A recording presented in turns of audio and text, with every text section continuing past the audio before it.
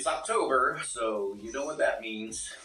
Time for more Halloween projects. Yes, another Robert Fogger video. This time I'm going to do some upgrades. My upgrades are an opportunity to answer a few questions from the comment sections. One of the questions I got, would a 12 head unit fit in the box? We're going to find out. So I'm going to upgrade the 10 head unit I've been using To the 12. to the 12. Hopefully with 20% more results. Now with 20% more results.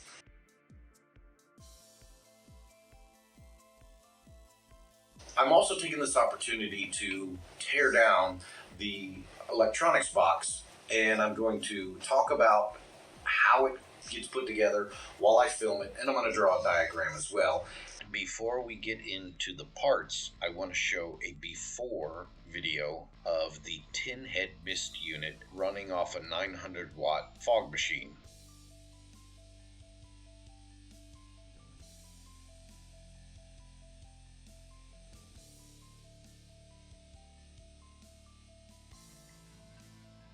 Not a result. That's what they do. They create a result. Okay, so everything I've taken out is the power supply and the supporting cords that go with that, which is a 3-prong cord, a 3-prong cord, but the other end, the female socket end, and that had a screw-on 3-prong male. I've had the 2-wire cable that feeds the misting unit with the bulkhead connector that goes from the outdoor box into the chest itself. The other end of that connector fed this bulkhead connector. This is a waterproof connector which fed the mister. I also had an electrical box that mounted from the side, in which I had an outlet. I had a motor speed controller, the 12-volt supply that plugs into one side of this speed controller. From the other side of the speed controller, just a length of wire with a barrel connector on it. That barrel connector fit into the fan and the fan itself.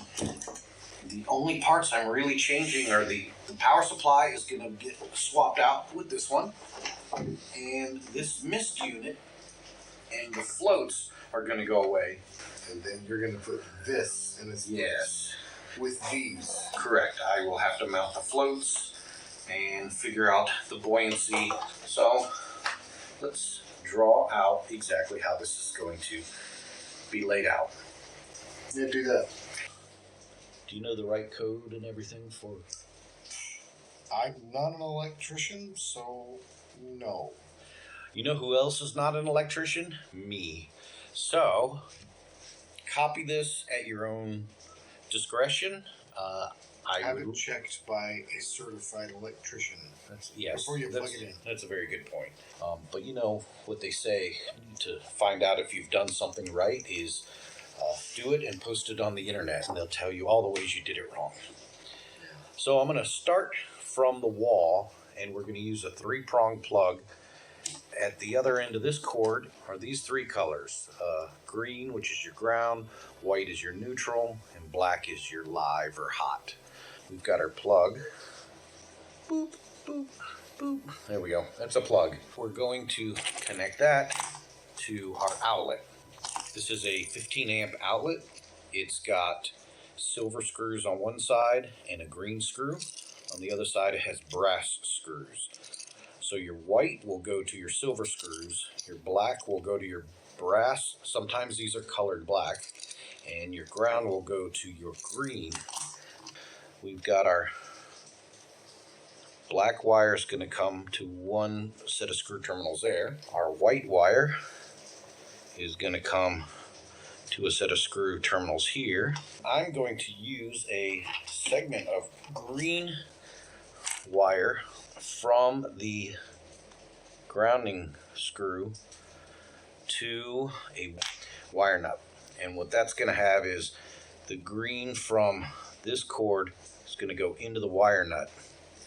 because there's another ground that's going to go out somewhere. So from your outlet on the side with the black, connect to the other screw and bring it over.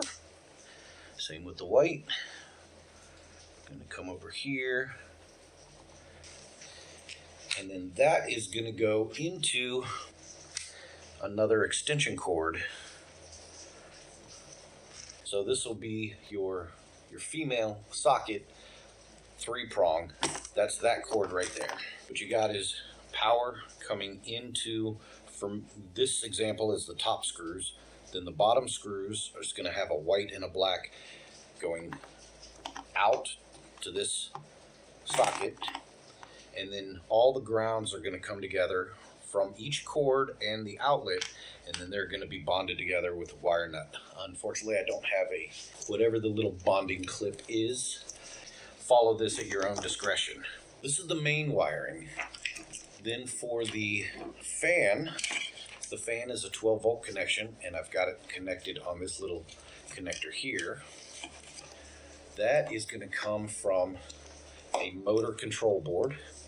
And on this motor control board, you've got a 12-volt input, which is just a little plug-in 12-volt. So that will connect to one socket of this outlet.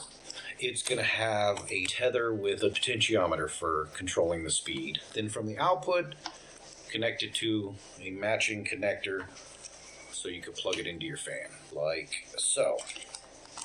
That's half of it.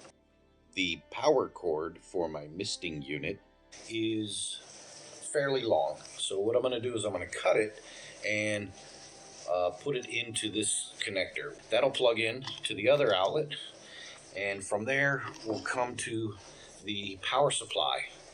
Now from the power supply, I'm going to cut that and extend it to my bulkhead connector. This connector from the power supply, this is the one that's molded on, but there's no nut to put it through. So I'm going to have to cut this off, and this will get soldered in its place. This piece will allow me to go through the bottom of the box into the top of the water chamber. And then from the misting unit, I'm going to have the other end of that waterproof 12-volt connector. So this wire goes to the misting unit. And so if I were to draw that to try to make it a little bit more clear, power supply for the mister, you'd have a plug come off to plug into the outlet there. Its output cord would go into that bulkhead waterproof connector, and the other end of that would go to your mist unit. And then over here you have your 12-volt for the fan. That comes to a motor controller. So you've got your potentiometer dial for your speed, and then you have your plus and minus from here to go to the fan. And of course you'll have your connector in the middle to separate it, and then this, oh my gosh, look at that amazing fan. That blows. Sure does. And this is a plug. Gosh, that looks so amazing. So to recap, from the wall, you're going to have your neutral and hot go to the neutral and hot of your outlet. Then from the other set of screws, you'll have your neutral and hot go to the end of an extension cord. And this is for your fog machine. For me, it's for the fog machine. If you want to plug your fog machine in separately, you can bypass all of this cord here and just have one cord feeding an outlet. And for me, I plug my misting power supply and my fan control into it. I like to have the extra extension cord. So once you've got your power through, mist power supply to the outlet, fan control power supply to the outlet. It's perfect. It's perfect. Yeah. Man, I should frame this. Oh, look at this. It is in a frame. It's because I didn't have a whiteboard. Serves great. Yes. The first thing I do is mount the power supply for the misting unit. I've pre-drilled the holes off camera. Next, I'm going to prep the wire by putting the nut for the bulkhead connector on first, then thread the wire through the lid. Once I gain access to the other side, I can then put on some heat shrink before soldering the connector. I prep the wire by stripping a little bit off of each end, and I tin the ends with solder. Then I ask Jay to help me while I solder the wires onto the connector, after which I apply the heat shrink tubing. Pull the extra wire through back into the box and mount the bulkhead connector. I have pre-soldered the waterproof connector onto the wire off camera. All that's left is to assemble this connector on the end of the wire that feeds the misting unit.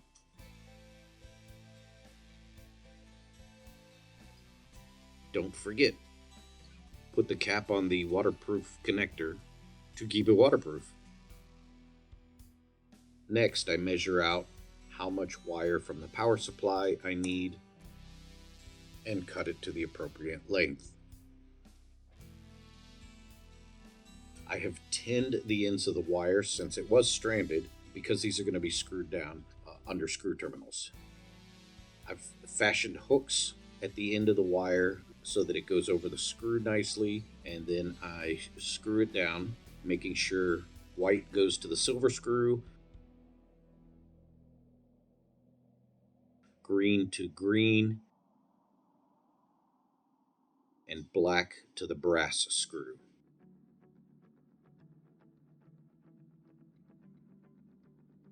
Now just carefully tuck the wire routing through the connector, close it up, and fasten it with the included screw.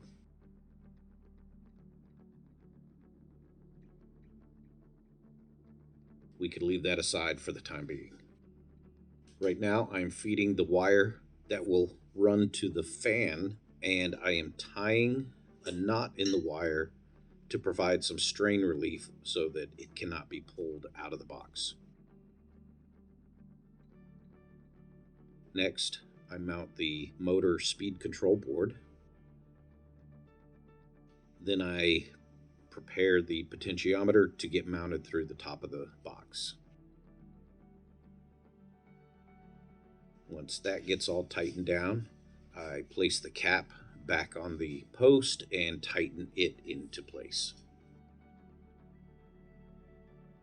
Now I am feeding the wire for my short extension cord, again tying a knot to provide some strain relief. It had already been stripped and soldered ahead of time, so I feed it through the electrical box and then attach it to the outlet with the same color code as before. Now this is the main power cord that comes into the box.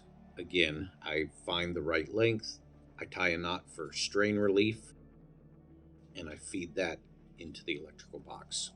And as before, connect the proper color code. Then I wire nut everything together and try to make room inside this box so everything fits flat. Fasten the outlet securely in the box. Use a bigger box. That's too small. Once this is done, I fasten the electrical box to the wall of the project box. Plug in the power supply for the mister into one outlet, then the power supply for the motor speed control into the other outlet.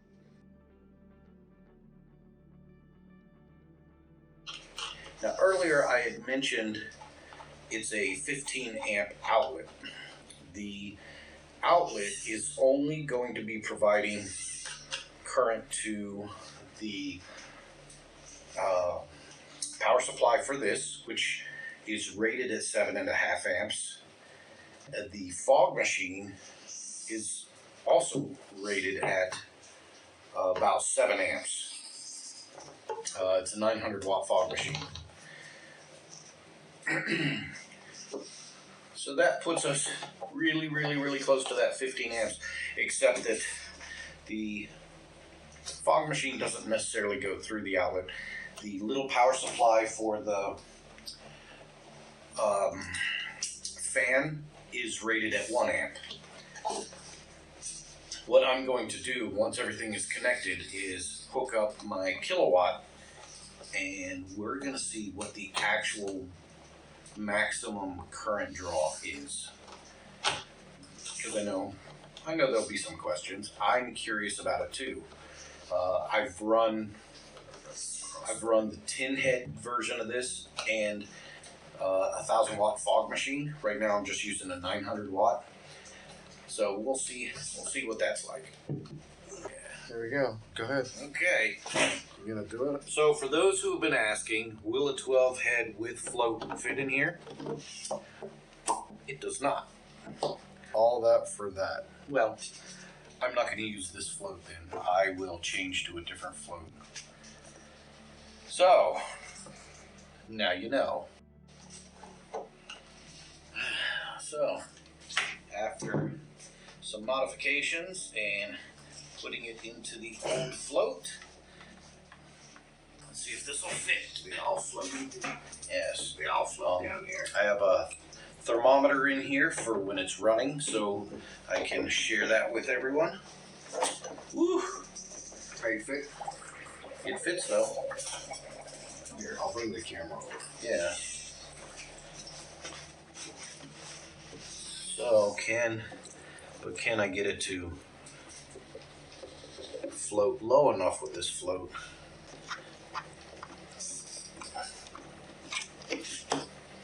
Let's get the kilowatt in place. I mean, it's working. It says it's rated at 7 amps, but it's only pulling 3.8. So not bad. What a deal. Yeah. We have on the kilowatt, we've got a 10.4 amps with everything running. The water temperature is 83. Room temperature is 71. This is just the water vapor itself. Now here's some fog.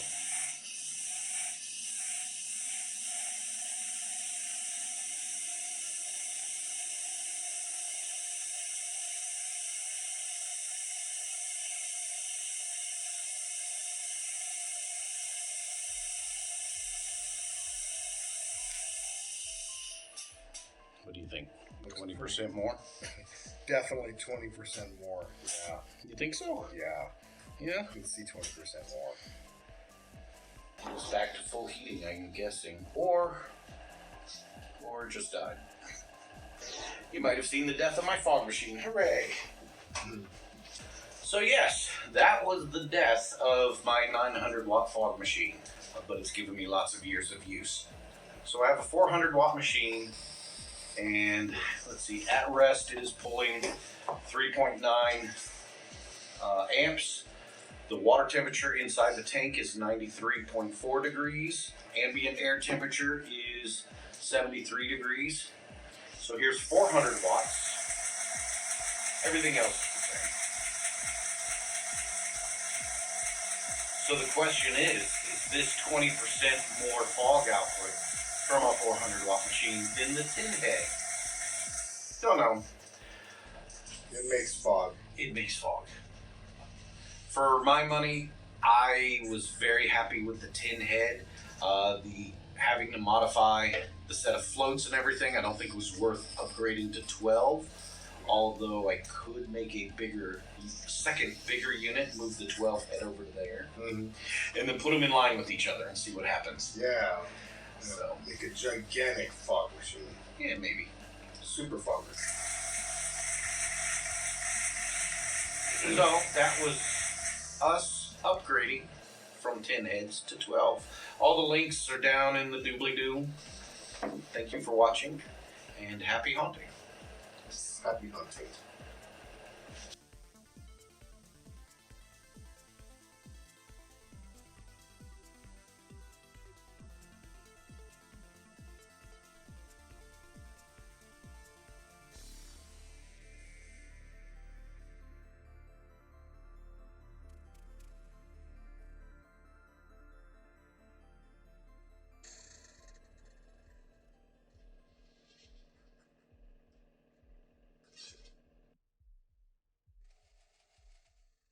Yeah.